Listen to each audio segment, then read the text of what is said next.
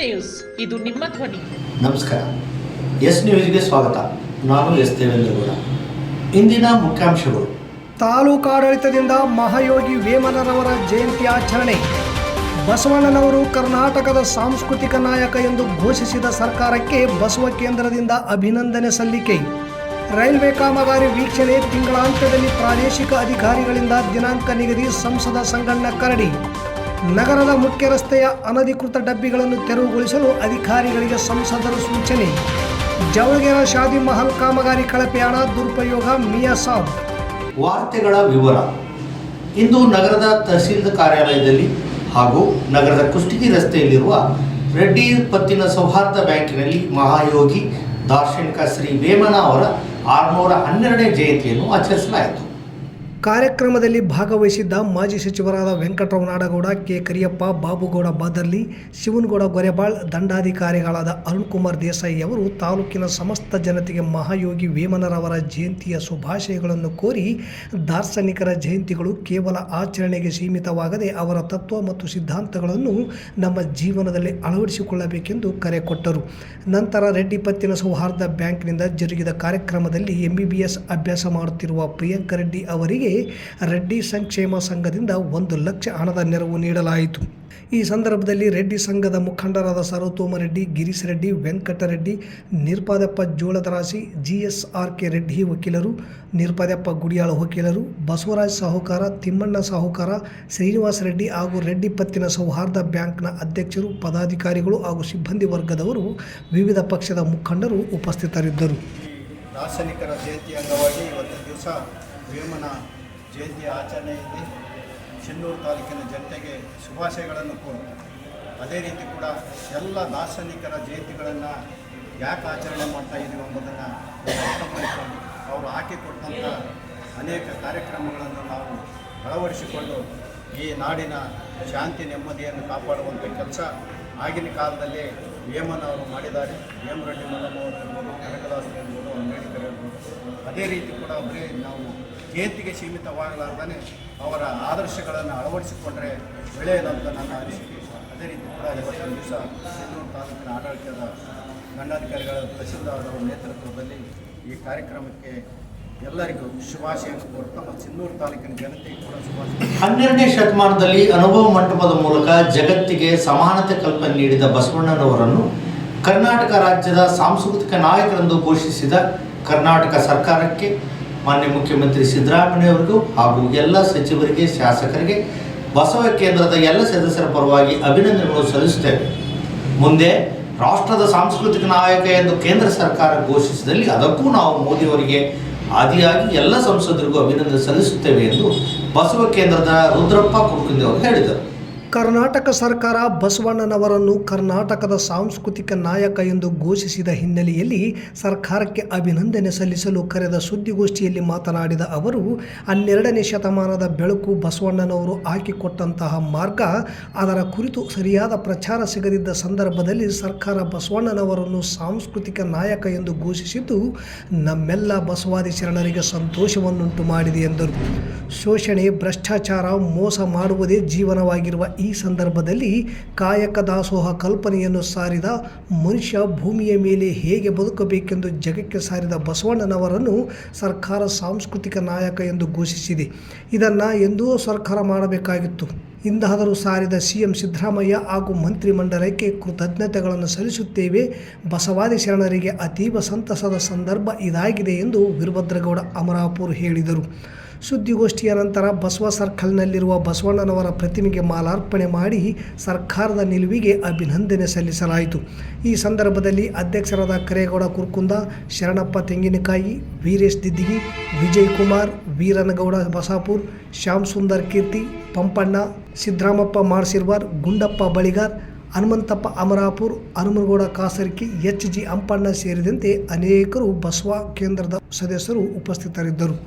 ಇವತ್ತು ನಮ್ಮ ಕರ್ನಾಟಕದಲ್ಲಿ ಜನಿಸಿದ್ರು ಸಹಿತ ಅದಕ್ಕೆ ಸರಿಯಾದಂಥ ಪ್ರಚಾರ ಆಗಲಿ, ಆತನ ಸಾಹಿತ್ಯಕ್ಕೆ ಸರಿಯಾದಂಥ ಒಂದು ಪ್ರೋತ್ಸಾಹ ಆದರೂ ಸಿಗೋದಕ್ಕೆ ತೊಂದರೆ ಆಗಿತ್ತು. ಅಂಥ ಸಂದರ್ಭದಲ್ಲಿ ಈ ಸಾಂಸ್ಕೃತಿಕ ನಾಯಕ ಬಸವಣ್ಣನವರು ಕರ್ನಾಟಕದ ಸಾಂಸ್ಕೃತಿಕ ನಾಯಕ ಅಂತೇಳಿ ಸರ್ಕಾರ ಘನ ಸರ್ಕಾರ ಏನು ಘೋಷಣೆ ಮಾಡಿದೆಯಲ್ಲ, ಇವತ್ತು ನಿಜವಾಗಿ ಸಹಿತ ನಮ್ಮ ಬಸವಾಭಿಮಾನಿಗಳಿಗೆ ಎಲ್ಲರಿಗೂ ಬಹಳಷ್ಟು ಸಂತೋಷವಾಗಿದೆ.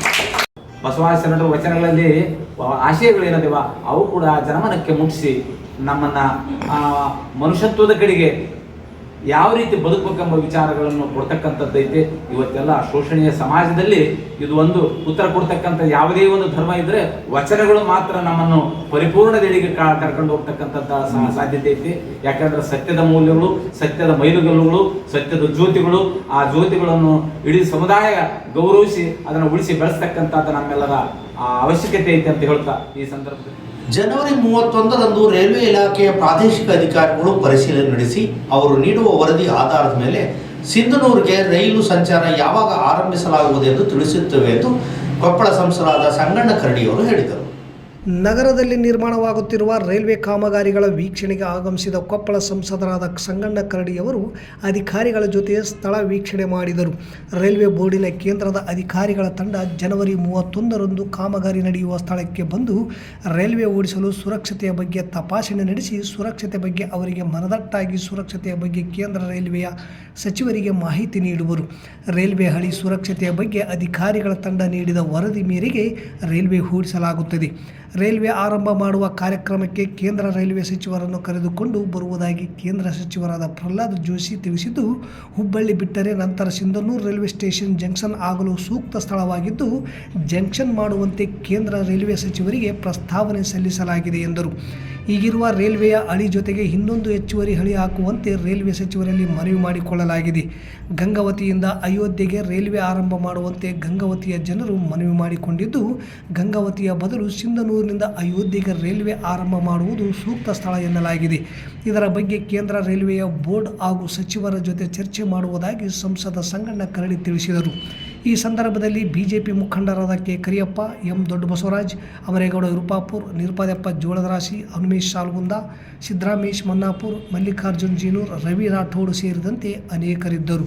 ಈಗ 30% ಕಮಿಷನರ್ ಆಫ್ ಸೇಫ್ಟಿ ರೈಲ್ವೆ ಬರ್ತಾ ಇದ್ದಾರೆ. ಅವ್ರು ಬಂದ ನಂತರ ಒಂದು ಟೆಂಟೇಟಿವ್ ಡೇಟ್ ಕೊಡ್ತಾರೆ. ಒಂದು 3-4 ದಿವಸದಾಗುತ್ತೆ. ಅವ್ರದ್ದು ರಿಪೋರ್ಟು 2-3 ದಿವಸ ಬೇಕಾಗುತ್ತೆ. ಅವತ್ತು ನೆಕ್ಸ್ಟೇ ಕೊಡ್ತಾರೆ ಸರ್. ನೀವು ಇದಕ್ಕೆ ಉದ್ಘಾಟನೆಗೆ ಯಾರನ್ನ ಕೇಂದ್ರ ಮಂತ್ರಿಗಳನ್ನ ಅಥವಾ VIP ಸಂಪರ್ಕ ಮಾಡಿದ್ದೀರಾ? ನಮ್ಮ ನಿರ್ಪಾದಿ, ಅಮರೇಗೌಡರು ಮತ್ತು ಅನ್ಮೇಶ್ ಎಲ್ಲರೂ ಕೂಡ ನಾವು ಮಾತಾಡಿದ್ವಿ. ಯಾರು ಕೂಡ ನಮ್ಮ ಕೇಂದ್ರದ parliament affairs minister Prahlad Joshi ಅವ್ರು ಕಮಿಟ್ ಆಗಿದ್ದಾರೆ, ಬರಲಿಕ್ಕೆ ಒಪ್ಕೊಂಡಿದ್ದಾರೆ. ಅವರು ಥ್ರೂ ಬೈ ಹೆಲಿಕಾಪ್ಟರ್ ಕೂಡ ಬರ್ತೀವಿ ಅಂತ ಹೇಳಿದ್ದಾರೆ. ಮತ್ತು ಇನ್ನೂ ಬೇರೆ ಬೇರೆ ಯಾರನ್ನ ಕರ್ಸೋಕ್ಕೆ ಸಾಧ್ಯ ಐತೆ ನಾವು ಮಾತಾಡ್ತೀವಿ. ನಮ್ಮ ಲೋಕಲ್ ನಾಯಕರು ಸೇರಿಕೊಂಡು ನಿರ್ಪಾದಿಯವರು ಎಲ್ಲರೂ ಕೂಡ ಬಸವರಾಜ್ ಅವರು ಸೇರಿಕೊಂಡು ನಮ್ಮ ಇನ್ನೂ ಕೂಡ ನಮ್ಮ ಮಾಜಿ MP-ಗಳಂತ ಇರ್ಪಾಟ್ ಸಾಹೇಬರು ಎಲ್ಲರಿಗೂ ಸಲಹೆ ತೆಗೆದುಕೊಂಡು ಒಂದು ಡೇಟನ್ನು ಕನ್ಫರ್ಮ್ ಮಾಡ್ತಾರೆ.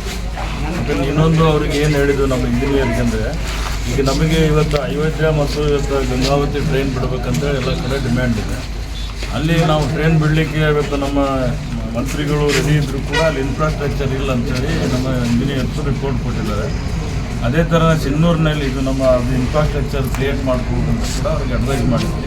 ಅದು ಪಿಟ್ ಲೈನ್ ಇರ್ಬೋದು, ವಾಟರ್ ಕ್ಯಾರೇಜಿಂಗ್ ಇರ್ಬೋದು, ಅದು ನಮ್ಮ ಇಂಜಿನಿಯರ್ ಒಪ್ಕೊಂಡಿದ್ದಾರೆ.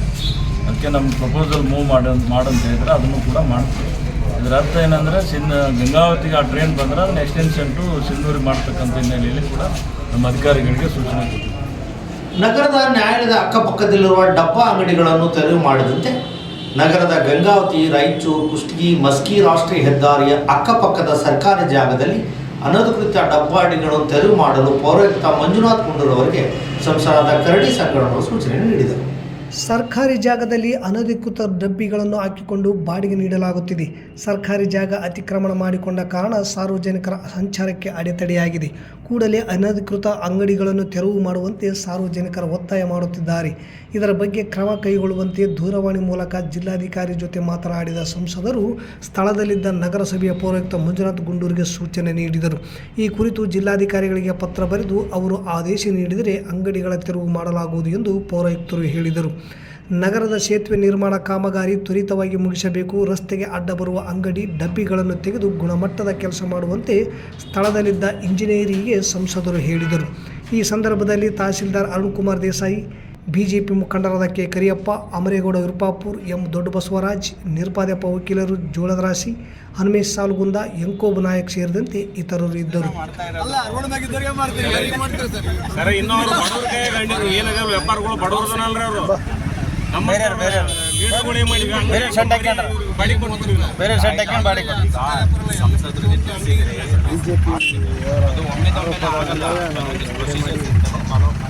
ಅದು ಹಳ್ಳಿಲಿಂದಲ್ಲ ಗಾಡಿ ಬರ್ತಾವೆ ಸರ್ ಆಟೋಗಳು, ಅವೇನು ರೋಡಿಂದ ಮನೆ ಕಿತ್ತಿರಲ್ಲ ಸರ್, ಅವನೇ ಸಾಕು.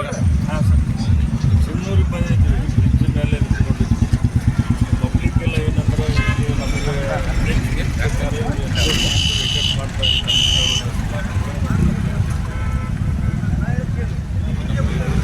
ಸರ್ ಫೋನ್ ಕೊಡ್ರಿ.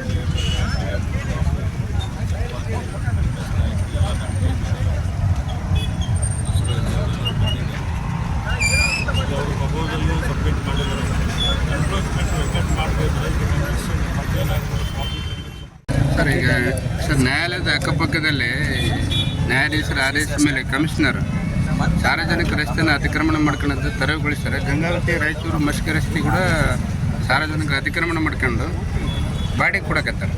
ಸರ್ಕಾರ ಜಾಗದಾಗ ಡಬ್ಬಿ ಇಟ್ಕೊಂಡು ಬಾಡಿಗೆ ಕೊಡಕತ್ತಾರೆ. ನಿಮ್ಮ ಕಂಪ್ಲೇಂಟು ನಮ್ಮ ಪಬ್ಲಿಕ್ನು ಎಲ್ಲರೂ ಹಿರಿಯರು ಮಾತಾಡಿದ್ರು. ಅವ್ರು ಯಾರ್ಯಾರೋ ಶಾಪ್ಗಳನ್ನು ಮಾಡಿಕೊಂಡು ಅದನ್ನು ರೆಂಟ್ ಬೇಸಿಸ್ ಮೇಲೆ ಬಾಡಿಗೆ ಕೊಡ್ತಾ ಇದ್ದಾರೆ. ಸರ್ಕಾರಿ ಆಸ್ತಿ ಅನ್ನೋದು ನಿಮ್ಗೆ ಗೊತ್ತಿಲ್ಲ ಅನ್ನೋದು ಪ್ರಶ್ನೆ ಮಾಡ್ತಾರೆ. ಕಮಿಷನರ್ಗೆ ನಾವು ನಗರಸಭೆಗೆ ಕೊಡಲಿ ಸರ್ ಬಾಡಿಗೆ 3% ಬಾಡಿಗೆ ತಗೋತಾರೆ ಸರ್ಕಾರ ಜಾಗದಾಗ ಬಾಡಿಗೆ. ನಿಮ್ಮ ಏನು ಕ್ವಶನ್ ಏನಿದೆಯಲ್ಲ ಡಿಮ್ಯಾಂಡ್ ಕರೆಕ್ಟ್ ಇದೆ. ಈಗ ಮಾತಾಡಿದ್ರು ಡಿ ಸಿ ಅವರು ಕೂಡ ಎನ್ಕ್ರೋಚ್ಮೆಂಟ್ ಏನಿದೆಯಲ್ಲ ವಿಕೆಟ್ ಮಾಡಿರ್ತಾರೆ. ಜಿಲ್ಲಾಧಿಕಾರಿಗಳು ಏನು ಹೇಳಿದ್ರೆ ಕಮಿಷನರ್ ಜೊತೆಗೆ ತಹಸೀಲ್ದಾರ್ ಜೊತೆ ಮಾತಾಡ್ತಾರೆ, ಸಾಲ್ವ್ ಮಾಡ್ತಾರೆ ಅಂತ ಹೇಳಿದೆ. ಮುಸ್ಲಿಂ ಸಮಾಜದ ಶಾದಿ ಮಾಲ್ ಕಟ್ಟಡ ನಿರ್ಮಾಣ ಕಾಮಗಾರಿ ಕಳಪೆಯಾಗಿದ್ದು, ಕಟ್ಟಡ ನಿರ್ಮಾಣ ಹೆಸರಲ್ಲಿ ಸಮಾಜದ ಕೆಲವು ಮುಖಂಡರು ಹಣ ಲೂಟಿ ಮಾಡಿದ್ದಾರೆ. ಇದರ ಬಗ್ಗೆ ತನಿಖೆ ನಡೆಸುವಂತೆ ಜವಳಗೆರೆ ಗ್ರಾಮದ ಪಂಚಾಯಿತಿಯ ಮಾಜಿ ಅಧ್ಯಕ್ಷರಾದ ಮಿಯಾ ಸಾಬ್ ಕಡೆಮನಿ ಜಿಲ್ಲಾ ಅಲ್ಪಸಂಖ್ಯಾತರ ಕಲ್ಯಾಣ ಇಲಾಖೆ ಅಧಿಕಾರಿಗಳನ್ನು ಒತ್ತಾಯ ಮಾಡಿದ್ದಾರೆ. ಇಂದು ಎಸ್ ನ್ಯೂಸ್ ಜೊತೆ ಮಾತನಾಡಿದ ಅವರು, ತಾಲೂಕಿನ ಜವಳಗೆರೆ ಗ್ರಾಮದಲ್ಲಿ ಆಲ್ ಕೌಸರ್ ಜಾಮಿಯಾ ಮಸ್ಜಿದ್ ವತಿಯಿಂದ ಮುಸ್ಲಿಂ ಸಮುದಾಯ ಭವನ ಶಾದಿಮಹಲ್ ಕಟ್ಟಡ ನಿರ್ಮಾಣಕ್ಕೆ ಅಲ್ಪಸಂಖ್ಯಾತರ ಕಲ್ಯಾಣ ಇಲಾಖೆಯ ವತಿಯಿಂದ 27 ಲಕ್ಷ ಹಣ ಮಂಜೂರಾಗಿದ್ದು, ಬಂದ ಹಣದಲ್ಲಿ ಗುಣಮಟ್ಟ ಕಾಮಗಾರಿ ಮಾಡದೆ ಕಳಪೆ ಕಾಮಗಾರಿ ಮಾಡಲಾಗಿದೆ. ಇನ್ನು ಉದ್ಘಾಟನೆ ಆಗಿಲ್ಲ, ಆದರೂ ಕಟ್ಟಡದ ಗೋಡೆಗಳು ಬಿರುಕು ಬಿಟ್ಟಿವೆ. ಶೌಚಾಲಯ ಇಲ್ಲ, ನೀರಿನ ಅನುಕೂಲ ಇಲ್ಲ, ಸರಿಯಾದ ವಿದ್ಯುತ್ ವ್ಯವಸ್ಥೆ ಮಾಡಿಲ್ಲ. ಇನ್ನು ಕಟ್ಟಡ ಅರ್ಧಂಬರ್ಧ ಆಗಿದೆ, ಆದರೆ ಕಟ್ಟಡ ಸಂಪೂರ್ಣವಾಗಿದೆ ಎಂದು ಸಮಾಜದ ಮುಖಂಡರಾದ ಅಬುಲ್ ಹಸನ್ ತಂದೆ ಮೊಹಮ್ಮದ್ ಸಿರಾಜುಲ್ ಹಸನ್ ಅಧಿಕಾರಿಗಳಿಗೆ ಸುಳ್ಳು ಮಾಹಿತಿ ನೀಡಿ ಹಣ ದುರುಪಯೋಗ ಮಾಡಿಕೊಂಡಿದ್ದಾರೆ ಎಂದು ಆರೋಪಿಸಿದರು. ಶಾದಿಮಹಲ್ ಗುಣಮಟ್ಟ ಕಾಮಗಾರಿ ಆಗಿಲ್ಲ, ಕಳಪೆಯಾಗಿದೆ ಎಂದು ಗ್ರಾಮದ ಸಮಾಜದ ಮುಖಂಡರು ಅಧಿಕಾರಿಗಳಿಗೆ ಮಾಹಿತಿ ಕೇಳಿದರೆ ನಮಗೆ ಸರಿಯಾದ ಮಾಹಿತಿ ನೀಡದೇ ಇರುವುದು ನೋಡಿದರೆ ಅಬುಲ್ ಹಸನ್ ಜೊತೆ ಅಧಿಕಾರಿಗಳು ಶಾಮೀಲಾಗಿದ್ದಾರೆ ಎನಿಸುತ್ತದೆ.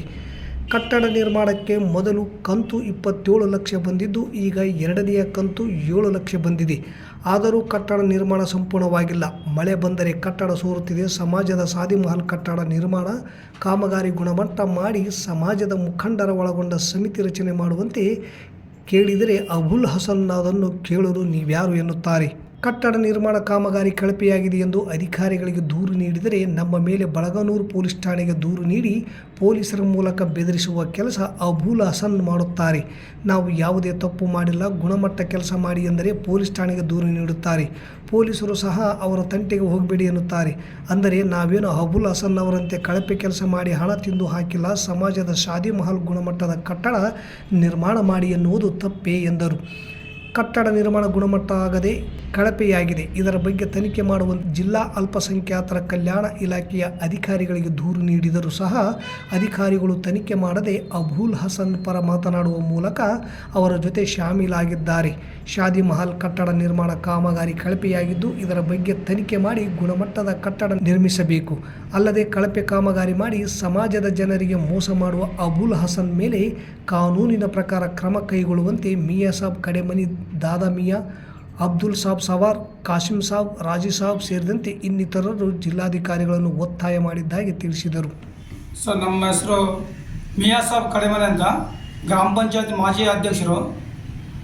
ನಮ್ಮ ಜವಳಗೆರೆ ಗ್ರಾಮದಲ್ಲಿ ಅಲ್ ಕೌಸರ್ ಶಾದಿಮಹಲ್ ಸಮುದಾಯ ಭವನಕ್ಕೆ ಈಗಾಗಲೇ 27 ಲಕ್ಷ ಅನುದಾನ ಬಂದಿದೆ. ಈ 27 ಲಕ್ಷ ಅನುದಾನದಲ್ಲಿ ಕಳಪೆ ಕಾಮಗಾರಿಯಾಗಿದ್ದು, ಮತ್ತು ಶೌಚಾಲಯ ಇರುವುದಿಲ್ಲ. ನಮ್ಮ ಶಾದಿ ಮನೆಗೆ ಶೌಚಾಲಯ ಇಲ್ಲ. ಶೌಚಾಲಯನ ಕೇಳೋಕೆ ಹೋದರೆ ಅದು ಮುತುವಲಿಯಾದಂಥ ಅಬುಲ್ ಹಸನ್ ಅವರು ನಮ್ಮ ಮೇಲೆ ಪೊಲೀಸ್ ಕಾನೂನು ಕ್ರಮ ತಗೊಂಡು ಕಂಪ್ಲೇಂಟ್ ಮಾಡೋಕೆ ಹೋಗ್ತಾರೆ. ಇದನ್ನೆಲ್ಲ ಕೇಳೋಕೆ ಹೋದರೆ ನೀವು ಯಾರು ಕೇಳೋಕೆ ಅಂತ ಹೇಳ್ತಾರೆ. ನಮ್ಮ ಮುಸ್ಲಿಂ ಸಮಾಜದ ವತಿಯಿಂದ ನಾನು ಎಲ್ಲ ಸಮಾಜದ ಪರವಾಗಿ ನಾನು ಹೇಳ್ತಾ ಇದ್ದೀನಿ. ಅದು ನೀನು ಯಾರು ಕೇಳೋಕ್ಕೆ, ನಾನು ಮುತುವಲಿ ಇದ್ದೀನಿ, ನಾನು ಇದಕ್ಕೆ ಇದ್ದೀನಿ, ನೀನು ಏನು ಕೇಳ್ತಿ, ಏನು ಮಾಡ್ತಿ ಮಾಡೋವಾಗ ಅಂತ ನಮ್ಮ ಮೇಲೆ ಇದು ಮಾಡ್ತಾನೆ ಸರ್, ದಬ್ಬಾಳಿಕೆ ಮಾಡ್ತಾನೆ. ನಾವು ಏನಾದರೂ ಮಾಡೋಕೆ ಹೋದರೆ ಪೊಲೀಸ್ ಹೇಳಿ ನಮಗೆ ಧಮಕಿ ಹಾಕ್ತಾನೆ. ಇದೇ ರೀತಿಯಾಗಿ ಈ ಹಿಂದೆ ಒಂದು ನಾನು ಕಂಪ್ಲೇಂಟ್ ಮಾಡಿದೆ ಸರ್. ಅದನ್ನು ಅಧಿಕಾರಿಗಳನ್ನು ಕರೆಸಿ ನಾವು ಇಳಿದಾಗ ಅಧಿಕಾರಿ ಕರೆಸಿ ಕಾಮಗಾರಿ ಪೂರ್ಣಗೊಂಡಿದೆ ಅಂತ ಇದು ಮಾಡಿಸಿ ಮತ್ತು ಅದರಲ್ಲಿ ನಮ್ಮದು ಡೂಪ್ಲಿಕೇಟ್ ಸೈನ್ ಮಾಡಿಸಿದ್ದಾರೆ. ಈಗ ಮುಂದೆ ಏನಂದ್ರೆ ಇದು ಗುಣಮಟ್ಟದ ಕಾಮಗಾರಿ ಆಗಬೇಕು, ಮತ್ತು ಶೌಚಾಲಯ ಆಗಬೇಕು. ಈಗ 7 ಲಕ್ಷ ಬಂದಿದ್ದ ದುಡ್ಡಲ್ಲಿ ಶೌಚಾಲಯನ ಮಾಡಬೇಕು ಮೊದಲು. ಮತ್ತೊಮ್ಮೆ ಮುಖ್ಯಾಂಶಗಳು. ತಾಲೂಕಾಡಳಿತದಿಂದ ಮಹಾಯೋಗಿ ವೇಮನರವರ ಜಯಂತಿ ಆಚರಣೆ. ಬಸವಣ್ಣನವರು ಕರ್ನಾಟಕದ ಸಾಂಸ್ಕೃತಿಕ ನಾಯಕ ಎಂದು ಘೋಷಿಸಿದ ಸರ್ಕಾರಕ್ಕೆ ಬಸವ ಕೇಂದ್ರದಿಂದ ಅಭಿನಂದನೆ ಸಲ್ಲಿಕೆ. ರೈಲ್ವೆ ಕಾಮಗಾರಿ ವೀಕ್ಷಣೆ. ತಿಂಗಳಾಂತ್ಯದಲ್ಲಿ ಪ್ರಾದೇಶಿಕ ಅಧಿಕಾರಿಗಳಿಂದ ದಿನಾಂಕ ನಿಗದಿ. ಸಂಸದ ಸಂಗಣ್ಣ ಕರಡಿ. ನಗರದ ಮುಖ್ಯ ರಸ್ತೆಯ ಅನಧಿಕೃತ ಡಬ್ಬಿಗಳನ್ನು ತೆರವುಗೊಳಿಸಲು ಅಧಿಕಾರಿಗಳಿಗೆ ಸಂಸದರು ಸೂಚನೆ. ಜವಳಗೆರೆ ಶಾದಿ ಮಹಲ್ ಕಾಮಗಾರಿ ಕಳಪೆ ಹಣ ದುರುಪಯೋಗ. ಮಿಯಾ ಸಾಬ್. ಇಲ್ಲಿಗೆ ವಾರ್ತಾ ಪ್ರಸಾರ ಮುಕ್ತಾಯವಾಯಿತು. ನಿರಂತರ ಸುದ್ದಿಗಾಗಿ ವೀಕ್ಷಿಸಿ ಎಸ್ ನ್ಯೂಸ್. ಇದು ನಿಮ್ಮ ಧ್ವನಿ. ನಮಸ್ಕಾರ.